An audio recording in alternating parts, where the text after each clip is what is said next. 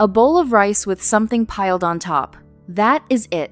That is the whole idea. It looks almost too simple to talk about, but this humble bowl is one of the smartest everyday meals Japan ever invented. In Japan, it has a name and a whole family. It is called Donburi, and there are dozens of versions. Gyudon, Oyakodon, Katsudon, Tendon.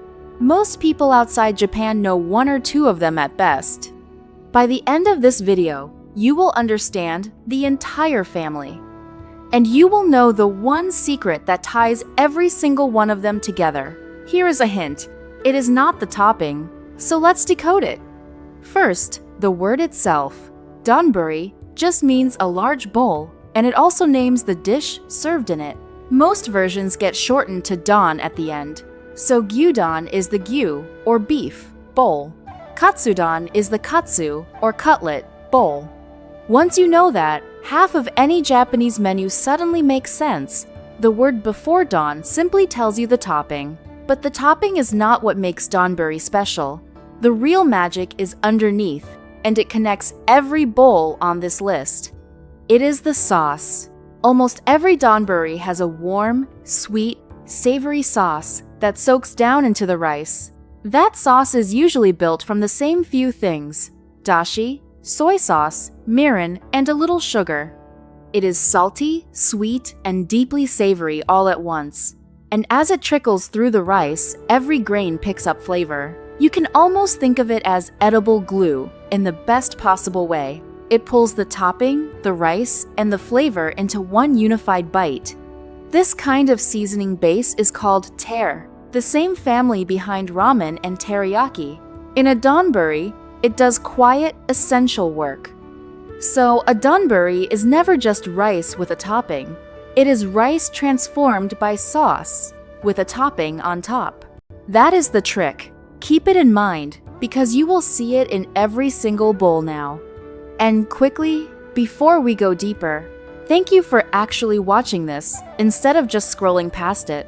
Stick around, because the bowl at the end is the one Japanese students eat before a big exam, for a very specific reason. Let's start with the everyman's bowl. Gyudon, the beef bowl. Gyudon is thinly sliced beef and onion, simmered together in that sweet soy and dashi sauce. Then it is spooned, juices and all, over hot rice. The beef is almost melting, the onions are soft and sweet, and the sauce soaks deep into the rice below. It is fast, cheap, and endlessly comforting. This is the bowl that built Japan's fast food chains. People eat it standing up, in a few quiet minutes, and leave completely satisfied. It is proof that simple can be brilliant. 3 or 4 humble ingredients balanced perfectly.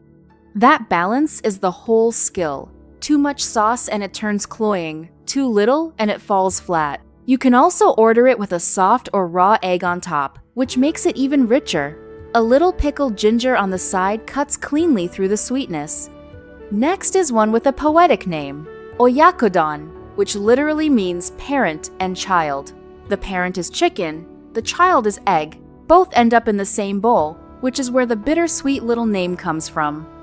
Chicken and onion are simmered in the sweet dashi sauce, and then beaten egg is poured over the top. The egg is cooked only until it is barely set, soft and silky. That just set egg is the signature. It binds the chicken, the sauce, and the rice into one tender, savory cushion. That just set egg is the hardest part to nail. A few seconds too long, and that silky texture is gone. Oyakodon is gentle, warming, and a little nostalgic. For many Japanese people, it tastes like home cooking. It is also one of the first dishes home cooks learn. Cheap, quick, and almost impossible to dislike. Now the bowl I teased earlier. Katsudon, the pork cutlet bowl. You take a tonkatsu, that crisp panko-breaded pork cutlet, and you slice it up. Then you simmer it briefly with onion and egg in the same sweet sauce, and slide it over rice. So the crunchy cutlet goes a little soft as it soaks up the sauce. You get crisp edges, tender pork, silky egg, and flavored rice all at once. Here is the exam part. The word katsu sounds exactly like the Japanese word for win. So students eat Katsudon the night before a big test as a small edible good luck charm, comfort food, and a pep talk in one bowl. It is also the perfect way to use leftover tonkatsu. Yesterday's crisp cutlet becomes today's warm, saucy, comforting bowl. Quick note before the second half. I have full, separate breakdowns of the tempura and the dashi that powers so many of these bowls. You will find them at the end of this video and linked in the description. So, if one grabs you, you can head straight there. Next up, the crispy one. Tendon, the tempura bowl.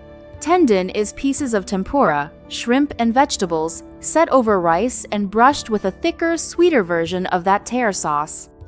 The contrast is the whole point. Crisp, hot tempura against soft, sauce-soaked rice underneath. You race the clock a little, eating it while the coating is still crunchy. It is a small, delicious sense of urgency. It is basically tempura and a full meal in one bowl. All the craft of tempura, made filling, and every day. Then there is the luxurious one, Unadon, the eel bowl. Here, freshwater eel is grilled and glazed with a sweet, sticky soy sauce until it caramelizes. It is laid over rice, and the glaze drips down to season every grain.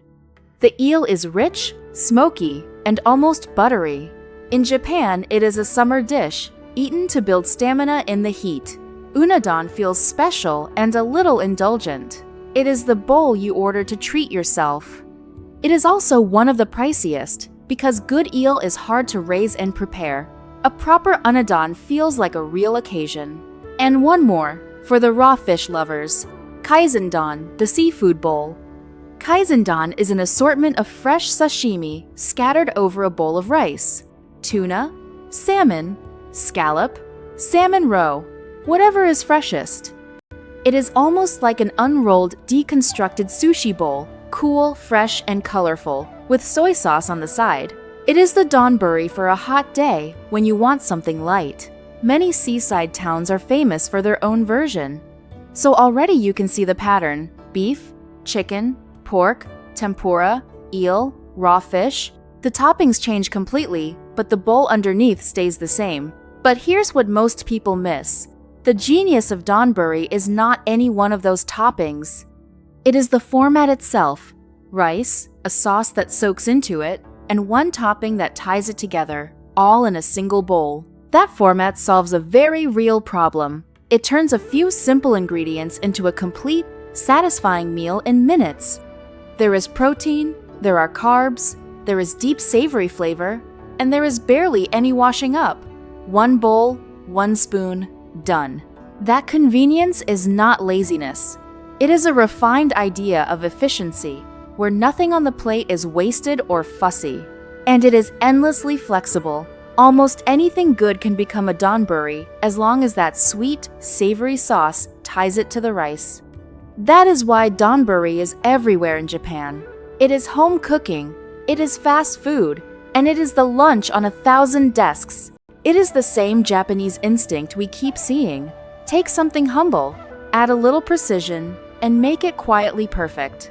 So once you see the pattern, ordering is easy. Want comfort and value? Go for Gyudon. Want something gentle and homey? Oyakodon. Craving crunch? Tendon. Feeling lucky? Or hungry for a treat? Katsudon or Unadon. There is a Donburi for every mood. They are all answering the same question in different ways. So, here is your takeaway.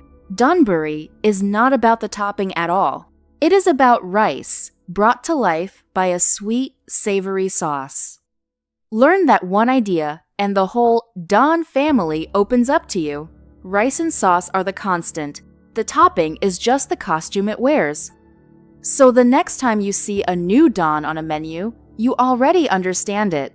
It is the same friendly bowl, wearing something new on top.